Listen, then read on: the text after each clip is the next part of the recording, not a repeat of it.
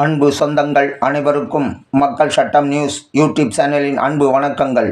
நீங்கள் அனைவரும் தற்போது பார்த்து கொண்டிருப்பது சேலம் மாவட்டம் தாசநாயக்கன்பட்டி அருள்மிகு சுயம்பு ஸ்ரீ வரதராஜ பெருமாள் திருக்கோவிலில் வைகுண்ட ஏகாதசி திருவிழா மிக சிறப்பாக நடைபெற்றது.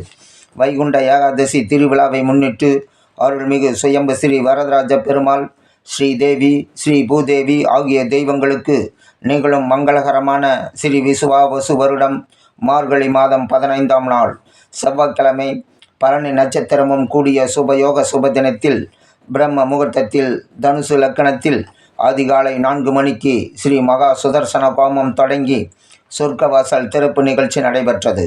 இதில் பக்தர்கள் பொதுமக்கள் அனைவரும் நீண்ட வரிசையில் நின்று அருள்மிகு சுயம்பு வரதராஜ பெருமாளை வழிபாடு செய்தனர். இவ்விழாவில் திரளான பெண்கள் கலந்து கொண்டு விளக்கு வைத்து வழிபட்டனர். கலந்து கொண்ட அனைவருக்கும் அருள் பிரசாதம் மற்றும் நண்பர்கள் குழு சார்பில் அன்னதானம் வழங்கினார்கள்.